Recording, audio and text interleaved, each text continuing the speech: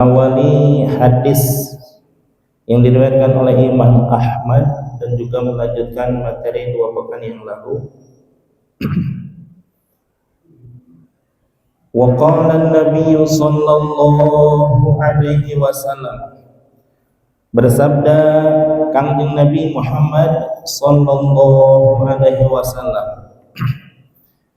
Hadis yang tertera di dalam Mukhtarul Ahadits ini pendek-pendek ya, ada yang setengah baris, ada yang 1 baris, ada yang 2 baris, jarang melebihi 3 baris ya. Karena ini emang dipersiapkan untuk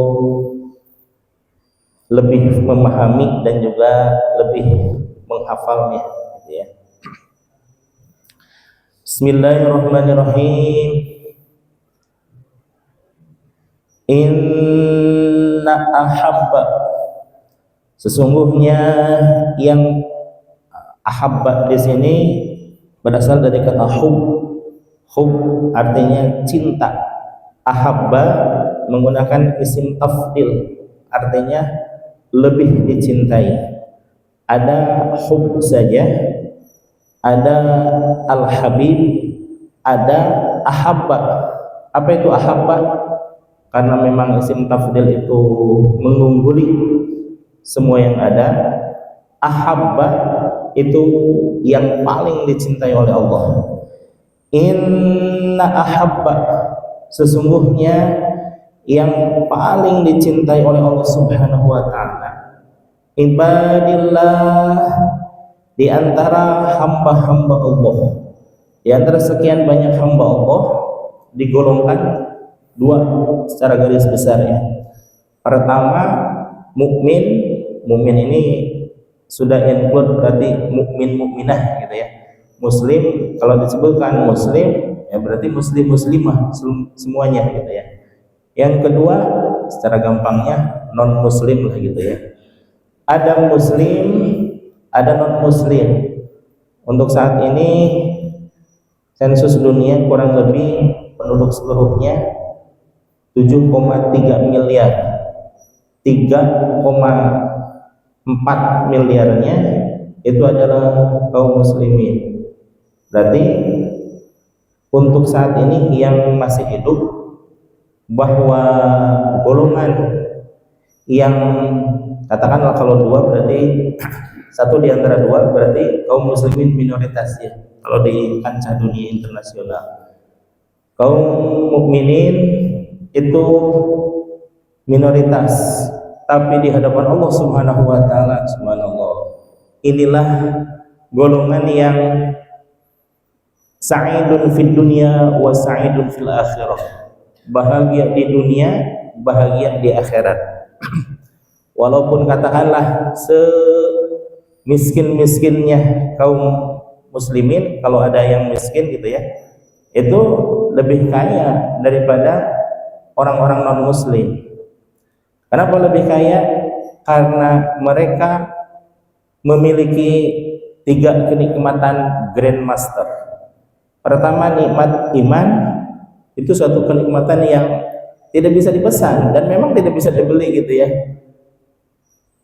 Di dalam Al-Qasas ayat 56 Allah menyatakan, innaka la tahdi man ahbabta walakinallaha yahdi may yasha.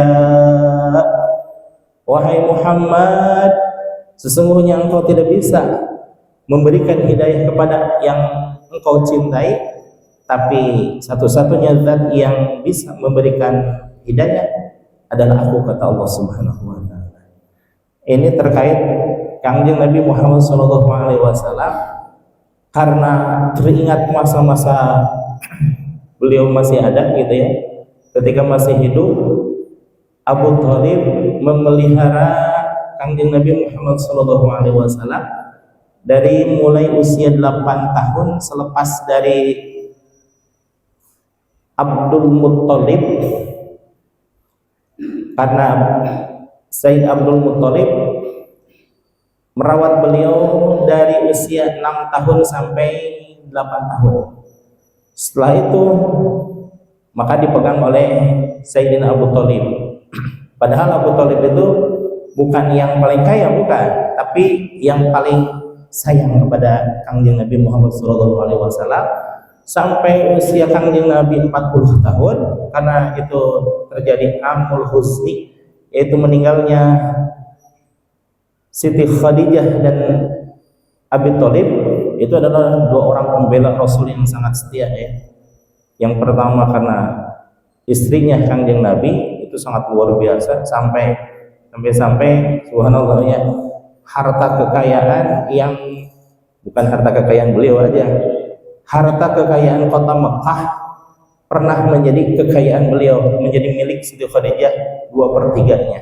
Tapi menjelang setelah sekian lama menikah dengan Rasul, karena memang sedekah yang luar biasa, tidak ada yang menyamai kehebatan sedekah Siti Khadijah, sampai habis itu hartanya li'i'la'i kalimatillah li'izzatil Islam wal muslimin, untuk menegakkan kalimat Allah dan menegakkan kejayaan kaum muslimin. Teringat dengan kebaikan Abu Thalib, Nabi Muhammad berdoa, dan doanya ini khususnya mohon ampun kepada Allah untuk Abu Thalib. Detik itu pula Nabi Muhammad diperingatnya, ya Muhammad, bukan ya Muhammad ya, innaka la tahdi man ahbabta, sesungguhnya engkau wahai Muhammad tidak bisa memberi hidayah kepada siapa yang engkau cintai, walakinnallaha yahdi may yasha, tetapi Allah lah yang sanggup memberikan hidayah kepada siapapun yang dikehendaki oleh Allah. Nabi Muhammad saja tidak bisa ya, apalagi kita.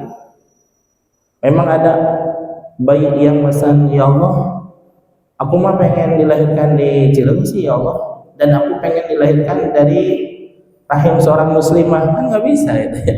Ini mah seolah-olah given dari Allah saja, fadl dari Allah Subhanahu wa taala memberikan begitu saja, dan kita alhamdulillah dipilih oleh Allah untuk menjadi bagian dari kaum muslimin wal muslimat. Ini kenikmatan yang luar biasa.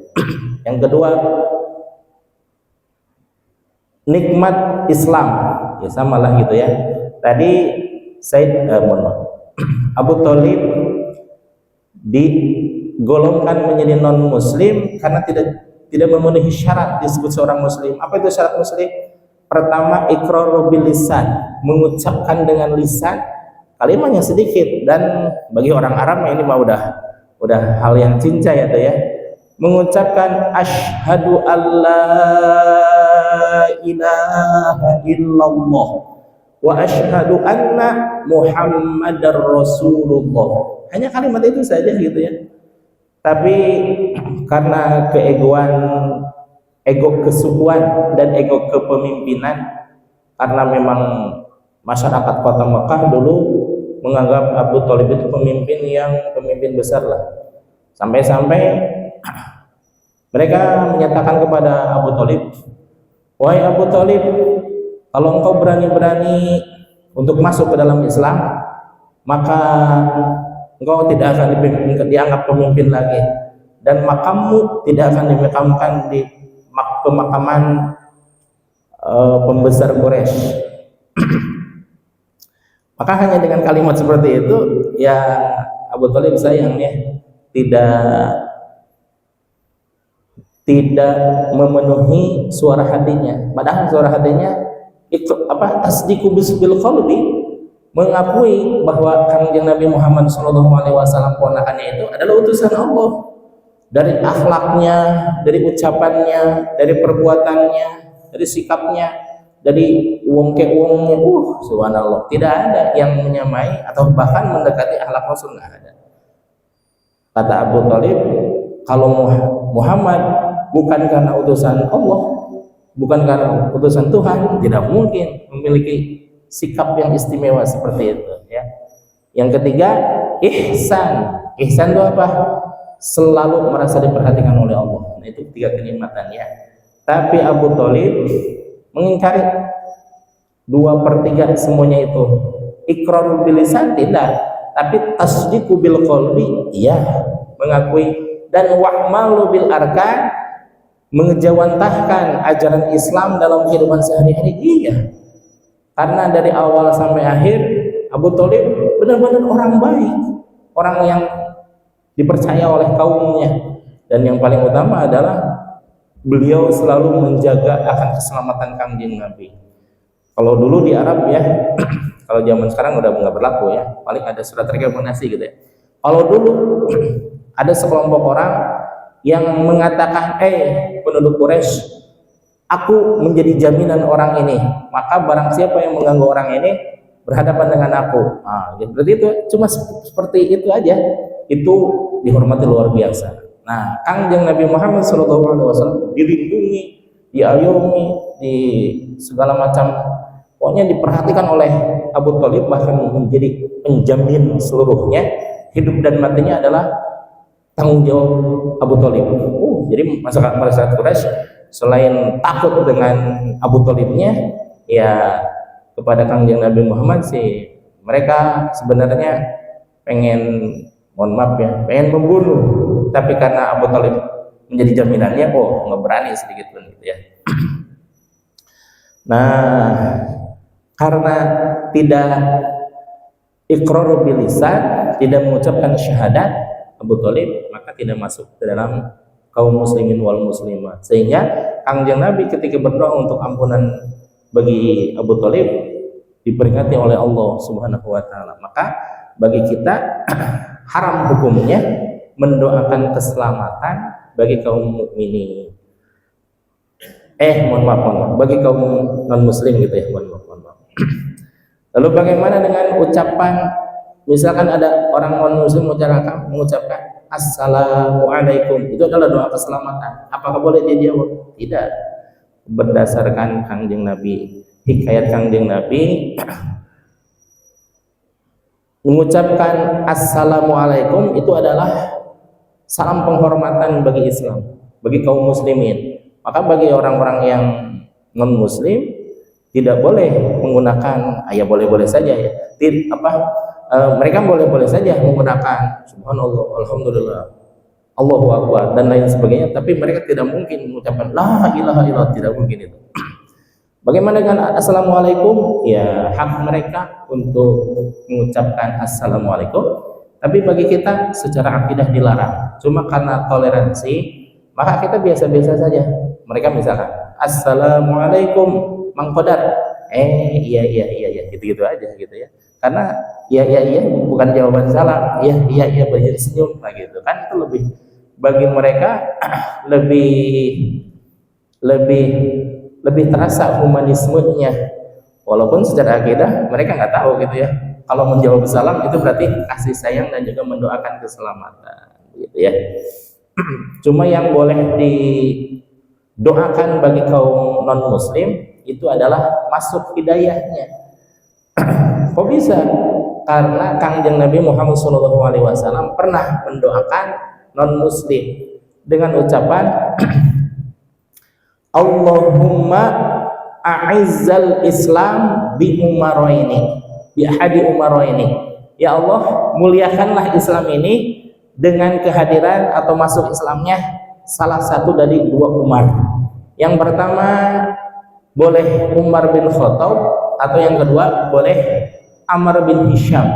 Sesungguhnya Nabi Muhammad SAW menginginkan Amr bin Hisham yang mendapatkan kemuliaan, tapi kehendak Allah berkata lain. Justru yang mendapatkan kemuliaan itu adalah Sayyidina Umar bin Khattab, karena Sayyidina Umar bin Khattab ini orang lain lah katakan ya, dengan Rasul tidak ada pertalian darah, tapi dengan Amr bin Hisham ini ada pertalian darah dengan ibundanya.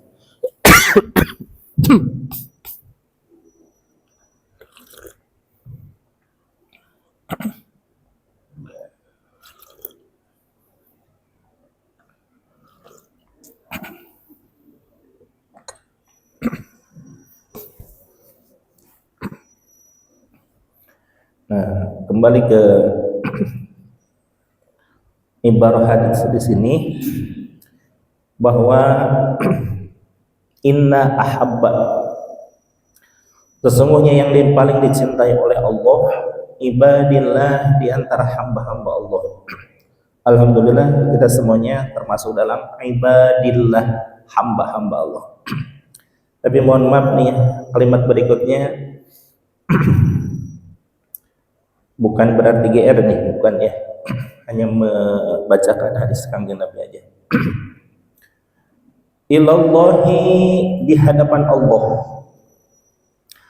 ansohuhum li'ibadihi, yang paling banyak menasihati terhadap hamba-hamba yang lain.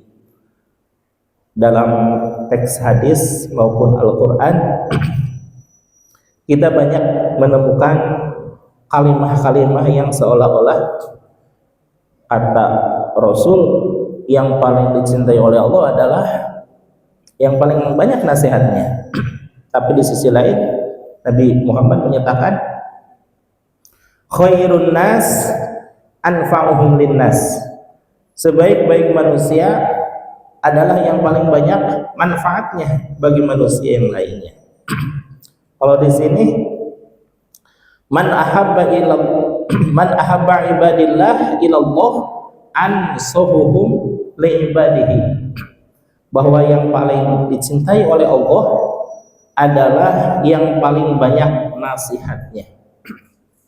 Kalau menemukan hadis seperti itu kita bisa memahami dengan dalam pelajaran mutarodiful hadis.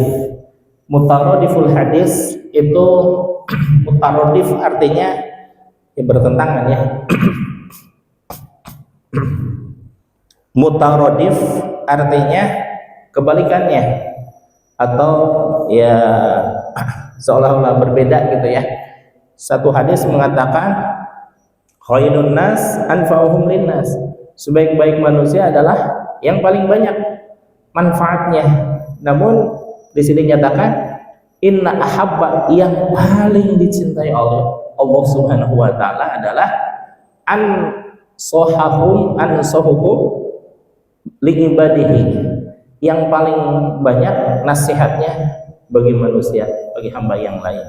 Itu mutarodifat dalam artian Rasulullah SAW mengungkapkan satu sisi kebaikan dan menyatakan kebaikan yang lainnya. Bukan berarti bertentangan, bukan. Mana ada Al-Quran bertentangan ya, Al-Quran dengan Al-Quran, hadis dengan hadis. Ini mah hanya seolah-olah gitu ya, seolah-olah. Maka dalam ilmu tarodif al-hadis diketahui bahwa iya, Rasul menyatakan seperti itu untuk menyatakan sisi kebaikan, mengunggulkan suatu kebaikan yang lain tanpa mengesampingkan yang lain. Satu saat Rasul ketemu dengan, misalkan ketemu dengan para sahabat yang banyak berdakwah kepada non-muslim, menjadi utusan-utusan Rasul, menjadi utusan para sahabat, sehingga Islam tersebar dengan adanya hal seperti itu. Ya bisa saja tidak ada dakwah sama sekali, tiba-tiba jelek aja banyak kaum muslimin. Ya kalau seperti itu memang takdir Allah misalkan ya, tanpa ada syariat dari manusia. Tapi karena Allah dan Rasul yang mengajarkan harus bersyariat, maka ya dakwah kalau memang ingin tersebar ya harus apa? Islam kalau ingin tersebar ya harus berdakwah, gitu ya. Allah sendiri menyatakan innallaha la yughayyiru biqaumin hatta yughayyiru ma bi anfusihim. Allah tidak akan merubah suatu kaum sampai kaum itu sendiri yang merubah dirinya sendiri. Dalam artian Allah memberikan kebebasan kepada manusia untuk melakukan ikhtiar. Walaupun memang takdir itu sangat nyata, tapi Allah menunggu usaha kita. Kalau pengen pintar ya harus belajar. Kalau pengen kaya ya harus bekerja. Kalau pengen sehat ya harus jaga kesehatan dan lain sebagainya, gitu ya. Sama halnya ini dengan ketika kita melihat dalam satu konteks hadis, teks hadis ya, bahwa Rasul menyatakan afdalu ma qultu ana. seutama-utamanya ucapan saya, kata Rasulullah sallallahu alaihi wasallam, wan nabiyyuna min qabli, dan ucapan para nabi sebelumku, dari mulai Nabi Adam sampai Nabi Isa alaihi salam yang berjumlah keseluruhan 124.000 nabi dan rasul, itu ucapannya sama, bertauhid kepada Allah, dan ketauhidan kepada Allah dinyatakan dalam kalimat la ilaha illallah. Tapi dalam hadis yang lain Rasul menyatakan khairul zikri al khafi, sebaik-baik zikir adalah zikir khafi, zikir yang tersembunyi, zikir yang tidak diketahui oleh orang lain, hanya dirinya dan Allah yang mengetahui. Apa itu? Zikir Allah yang dihentakkan ke dalam kalbu, tidak diucapkan oleh lisan. Kata orang-orang mah ya tidak sedang berzikir atau sedang apa gitu ya, nunutan atau ngobrol atau apa-apa gitu ya, tapi sesungguhnya dalam kalbunya berdetak kalimah Allah, Allah, Allah, Allah. Nah, ini kehebatan zikir ini adalah walaupun seseorang sedang ngobrol, sedang diajak bicara, sedang nyetir, sedang apapun aktivitasnya, tapi kalau sudah diisi kolbunya, latifatul kolbinya, latifah itu ada 7 kan, latifatul kolbi diisi dengan kalimah Allah, maka apapun yang dia laksanakan, beraktivitas sebagaimana biasanya, tapi kolbunya Allah, Allah, Allah, dan lain sebagainya. Misalkan gitu ya, saya lah misalkan, mohon maaf ini contohnya baik tapi diumpamakan ke saya, mohon maaf. Saya sedang nunduk gitu ya, Allah, Allah, Allah, dalam kalbu ya, bukan ucapan saya. Tiba-tiba ada yang nepuk, Bang Qadar katanya, saya ada perlu, oh ada apa? Ketika saya menjawab ucapan ada apa, lalu terjadilah obrolan ini itu. Nah, sampai berjam-jam gitulah ngobrol ya. Tapi kalbu saya tetap Allah, Allah, Allah, Allah. Itu zikirnya putus enggak? Tidak, ya. Karena yang berzikirnya adalah kalbunya. Berbeda dengan kalau misalkan ya, mengucapkan la ilaha illallah, la ilaha illallah. Mang Qadar, maaf nih, saya darurat nih, harus bicara. Ada apa? Ini saya perlu ongkos misalkan, pinjam dulu lah 100.000 misalkan. Oh iya, ada nih. Zikir saya terputus tidak? Putus, karena yang berzikir hanya lisannya, gitu ya.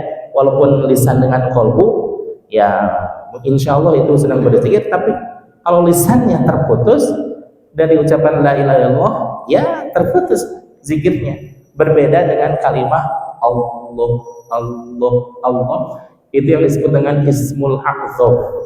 Di dalam tafsir surah Yasin ada 4.000 nama Allah. Allah memiliki 4.000 nama, maksudnya 1.000 hanya diketahui oleh Allah, kemudian yang 2.000 diketahui oleh Allah dan malaikat, kemudian yang 3.000 disimpan di Lauhil Mahfuz, yang 1.000-nya lagi 300 ada di kitab Taurat, 300 ada di kitab Zabur, 300 ada di kitab Injil yang asli maksudnya ya, bukan perubahan-perubahan. Yang 100 lagi ada di dalam yang 99 ada di dalam Al-Quran. Kenapa 99? Tidak genap 100? Karena yang 100 itu disembunyikan, hanya mengetahui para nabi dan para rasul. Kalau sesuatu sudah sampai ke tangan para nabi, ada kemungkinan kita tidak mengetahuinya kan, karena nabi tidak wajib untuk menyebarkan kepada umatnya. Tapi kalau yang kalimat yang satu itu, yakni Ismul A'zam, kalimat yang paling agung di sisi Allah Subhanahu wa taala, diketahui oleh para rasul yang berjumlah 313. Ada kemungkinan manusia lain mengetahui tidak kira-kira? Ada. Kenapa? Karena rasul berkewajiban untuk menyampaikan kepada umatnya apa yang disampaikan, apapun yang diterima oleh para rasul dari Allah Subhanahu wa taala, pasti itu akan disampaikan kepada umatnya. Karena salah satu sifat wajib para rasul adalah tabligh, menyampaikan apapun, mau huruf A, mau huruf segala macam. Seperti Kangjeng Nabi, kulnya itu disampaikan pula kepada, padahal itu adalah khitab Allah kepada Rasulullah, gitu maksudnya, contohnya. Apalagi ini ismul a'zam, sesuatu yang paling dahsyat, luar biasa, yang paling utama. Masa kaum muslimin tidak boleh mengetahui sesuatu yang paling dahsyat? Nah, maka diberitahukanlah para nabi oleh Kangjeng Nabi kepada para sahabatnya, walaupun tidak semuanya.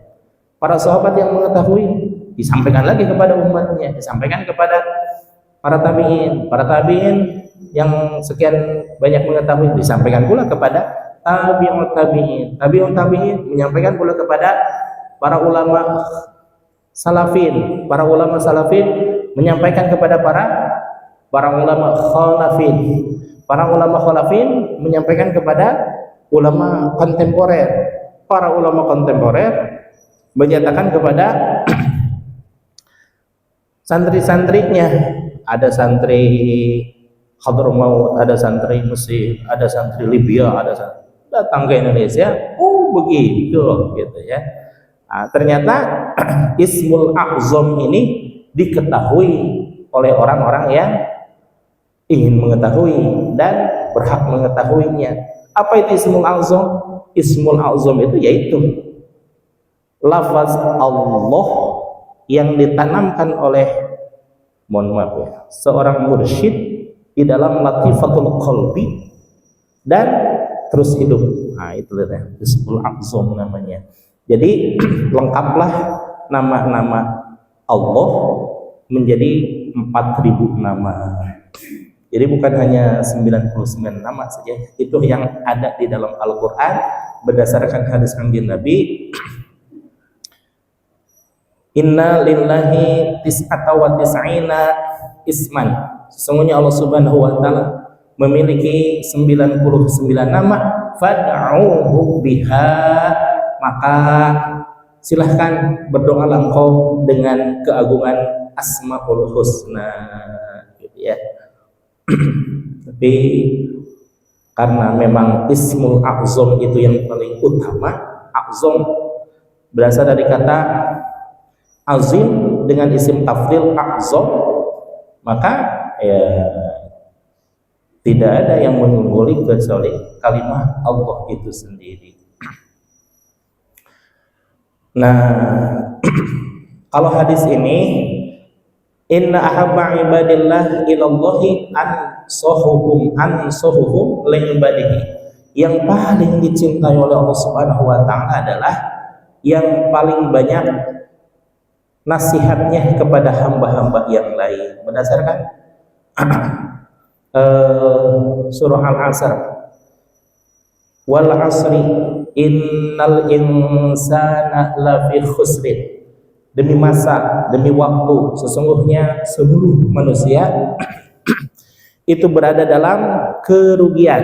Nah, illa ikhrajul ma bi illa wal istisna, mengeluarkan sesuatu dari pengecualian, illa kecuali, illalladzina amanu, kecuali orang-orang yang beriman, maka orang-orang yang beriman tidak termasuk orang rugi. Wa amilus solihati, dan orang-orang yang beramal soleh tidak termasuk orang yang rugi, karena itu adalah orang-orang yang beruntung. Wa tawasau bil haqqi wa tawasau bis sabri, dan yang saling menasehati dalam kebaikan dan juga menasehati dalam kebenaran dalam, dan juga menasehati dalam kebaikan. Namun subhanallah ya, jangan hanya nasihat-nasihat saja, barejeng apa namanya, kalau istilah Jawa mah jarkoni ya, isok ngajar olah isok ngelakoni gitu ya. Nah, itu paling dahsyat hukumannya. Apa itu? Kaburuk maqtan indallahi antaquluna ma la taf'alun. Sungguh berat siksaan Allah terhadap orang-orang yang bisa untuk mengucapkannya tapi tidak bisa mengamalkannya. Kalau di Sunda mah tidak ada istilah yang menyamai seperti itu ya, jargoni aja tahunnya. Apa? Iso ngajar olah iso ngelakoni. Nah itu dasarnya luar biasa. Maka bagaimana tuh di sisi lain fadilahnya paling utama, tapi di sisi lain siksaannya paling utama, karena dalam hadis yang lain, lupa lagi hadisnya ya, pokoknya orang yang menasihati orang lain, mengajak kebaikan, tapi dia sendiri tidak melaksanakan kebaikan itu sendiri, juga melarang orang untuk melakukan kejahatan, kemaksiatan, dia sendiri malah melakukan kejahatan, itu siksaannya lebih diutamakan, lebih didahulukan daripada para penyembah berhala. Allah Subhanahu wa taala memang membenci orang-orang yang menyembah berhala, tapi lebih benci lagi kepada orang yang suka menasehati tapi tidak bisa mengajar. Aduh, bagaimana begini? Teringat hadis Kangjeng Nabi, ballighu anni walau ayah. Sampaikanlah apa-apa yang datang dariku, kata Kangjeng Nabi, walaupun hanya sedikit. Perintah Allah untuk melaksanakan tawassul bil haq wa tawassul bis sabr. Perintah Rasul untuk menyampaikan apa-apa yang datang dari Kangjeng Nabi. Ya, sesuatu yang datang dari Kangjeng Nabi pasti yang baik-baik, tidak mungkin dan mustahil sesuatu yang buruk. Nah, ini dilema sebenarnya. Dilema bagi para pengajar, bagi para nasihat, bagi para dai, mubaligh, surah dan lain sebagainya gitu ya. Di satu sisi mengabarkan kebaikan tentang keutamaan menasehati, tapi di sisi lain pun ancaman Allah begitu sangat dahsyat. Nah, jadi bagaimana bersikapnya ketika diperlukan untuk bernasihat? Ya, bersikaplah menasihati dan juga mengajarkan apa-apa yang perlu diajarkan berdasarkan kitabullah wa sunnata rasulih.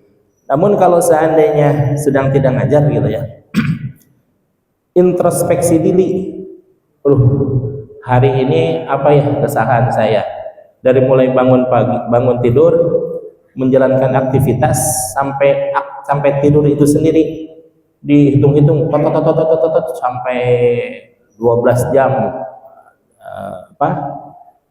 18 jam lah. 18 jam melek, ternyata kalau saya ternyata banyak maksiatnya ini, gimana ini? Sedangkan orang-orang tidak tahu kan kalau saya bermaksiat. Nah di saat itulah bertobat kepada Allah gitu ya. Jangan sampai kita di hadapan orang mah pandai bercerita gitu ya, nggak sampai berbusa gitu. Menasihati dan seolah-olah manusia unggul gitu ya. Tapi di sisi lain kita tahu sendirilah kualitas diri kita. Ternyata apa yang saya ucapkan itu hanya 1% yang bisa saya amalkan kebaikannya, dan kemaksiatan yang harusnya 100% seperti diucapkan ke orang-orang, saya hanya melaksanakan bahkan saya hanya bisa melaksanakan 99% kemaksiatan tersebut, kan malu sendiri gitu ya. Cuma ya sama Allah ditutupi aib saya untuk saya lebih banyak bertobat gitu ya. Ya kalau seandainya ada baiknya itu mungkin fadilah itu pasti fadilah dari Allah. Adapun keburukannya itu bahan saya untuk bertaubat. Ya, mudah-mudahan Bapak hadirin semuanya bisa memaafkan saya ya. Saya orang yang jargoni, iso ngajar, orang iso ngelakoni. Saya hanya bisa mengucapkan seolah-olah betul gitu ya, padahal mah upit doang gitu ya. Mohon maaf. Hadis yang kedua, inna arwahal mu'minina, sesungguhnya arwah ruh kaum mukminin fis sama'is sabi'ati, di langit yang ketujuh, yanzuruna, melihat itu para arwah, ila manazilihim, ke tempatnya, kedudukannya, fil jannati, di dalam surga. Nah, alhamdulillah bahwa rawahu ad-Dailami an Abi Hurairah, diriwayatkan oleh ad-Dailami, Imam ad-Dailami dari Abu Hurairah. Abu Hurairah itu sahabat Rasul, kepercayaan Rasul, ahlu sufah, yang mengikuti kemanapun Rasul pergi, sehingga beliau banyak meriwayatkan hadis sampai 4.700 sekian hadis, karena memang banyak berinteraksi dengan Rasulullah SAW. Dan hadis ini dari tangan Abu Hurairah yang mendengar langsung dari ucapan Kangjeng Nabi Muhammad SAW bahwa ruhnya kaum mukminin itu semuanya disimpan, ditempatkan oleh Allah Subhanahu wa taala di langit yang ketujuh. Di langit yang ketujuh itu tempat Nabi Ibrahim alaihissalam. Nabi Ibrahim alaihissalam selain menjaga ruh kaum mukminin, kalau seandainya ada anak yang meninggal belum berusia balik, nah, diasuhnya oleh Kangjeng Nabi Ibrahim alaihissalam, sambil para ruh kaum mukminin itu melihat tempatnya di surga. Maksudnya misalkan Iliyin, kemudian Darussalam, kemudian Jannatul Na'im, Jannatul Ma'wa, Firdaus, dan lain sebagainya, tempat-tempatnya masing-masing itu melihat ke tempatnya masing-masing. Dan sudah jaminan dari Allah Subhanahu wa taala bahwa kaum mukminin tersebut semuanya akan dimasukkan ke dalam surganya Allah Subhanahu wa taala. Al jannatu uiddat lil muttaqin, surga itu disediakan oleh Allah Subhanahu wa taala memang untuk orang-orang yang bertakwa, dan semuanya pasti akan masuk surga selama dalam qalbunya ada kalimah asyhadu an la ilaha illallah wa asyhadu anna muhammadar rasulullah. Nah, cuman kualitas yang berbeda-beda. Wallahu a'lam, kita semuanya akan masuk dulu ke neraka atau mungkin ya, kalau ya insyaallah mudah-mudahan semuanya terlepas dari neraka yang langsung aja ke surga gitu ya. Berbeda kan, saya mah tahu sendiri maksiat jenis apa yang saya lakukan gitu ya. Jadi ya mungkin saya mati kosewa dulu gitu ya. Masya Allah ya. Yang jelas setiap kaum mukminin itu pasti masuk ke dalam surga. Ada yang masuk surganya ketika melewati sirat kal-barqil khatif, seperti kilat yang menyambar, atau kal farosa, kal yajril farosa, seperti halnya kuda yang berlari kencang, atau juga qat-ta'ir, seperti burung yang terbang menyambar. Kemudian juga kal yajri, seperti orang berlari. Ada juga kal yamshi, seperti orang yang berjalan. Lagi-lagi kalau saya membanyak maksiat mungkin keketayapan gitu ya, baru jadi aduh gumaya ya awal. Masya Allah. Nah, itu belum lagi itu sirat ya. Sirat itu ujung dari vonis seseorang masuk surga atau nerakanya. Sebelumnya lagi ada mizan, sebelumnya lagi ada mahsyar, tempat mengadili dari sekian banyak manusia. Ya kalau non muslim langsung aja gitu ya, bablas gitu mah ke tapi kaum muslimin, wah di situ dihisab dulu ya. Tidak ada satu perbuatan di dunia yang tanpa pertanggungjawaban. Akhirnya artinya semakin banyak usia, semakin banyak pertanggungjawaban. Semakin banyak harta, semakin banyak pertanggungjawaban. Semakin banyak ilmu, ya makin banyak pertanggungjawaban. Cuma ada satu hal yang membahagiakan. Apa itu? ketika seseorang dipersilahkan oleh Kangjeng Nabi Muhammad SAW untuk mencicipi air telaganya Rasulullah SAW, haud Rasulullah SAW. Barang siapa yang seteguk saja mencicipi, meminum dari air telaga Rasulullah, itu selamanya tidak akan pernah kehausan. Dan ada zillun min zillillah, la zillun illa zillillah, tidak ada naungan selain naungan Allah Subhanahu wa taala. Ada dua benda yang diberikan oleh kebaikan Allah Subhanahu wa taala. Yang pertama air telaga Rasulullah, dan yang kedua naungan Allah, payung lah istilah kita ya, naungan Allah Subhanahu wa taala. Yang lain mah kepanasan, yang lain mah kehausan, kita mah yang sudah mendapatkan dua benda tersebut, subhanallah. Lalu bagaimana cara mendapatkan dua benda tersebut? Banyak cara ya, banyak cara. Yang salah satu diantaranya adalah kalau memang itu adalah zillun min zillillah, dan kalau memang itu adalah fadilah, kehormatan dari Nabi Muhammad SAW, maka dekati Allah dan Rasulnya. Bagaimana cara mendekatinya? Tidak ada jalan lain kalau sesuatu yang paling dilaksanakan, maupun di dalam keadaan sholat, dalam keadaan luar sholat, dalam keadaan jaga, dalam keadaan tidur dan lain sebagainya, kecuali zikrullah. Yang kedua, dekati Nabi Muhammad SAW karena ghirlil muhajjalin. Orang yang mendapatkan bantuan atau syafaat dari Rasulullah SAW karena saking banyak umatnya bermiliar-miliar, Kangjeng Nabi Muhammad SAW mohon maaf, bingung untuk memberikan pertolongan kepada siapa. Namun bagi kaum muslimin, kelihatan wajahnya ghurril muhajjalin, terlihat wajahnya bersinar karena air wudhu. Sebenarnya ini hadis keempat ya, tapi karena mungkin waktu tidak akan sampai, saya sampaikan sekarang. Ghurril muhajjalin itu wajah yang bercahaya karena bekas air wudhu. Tidak mungkin Kangjeng Nabi Muhammad SAW tidak mengenali umatnya.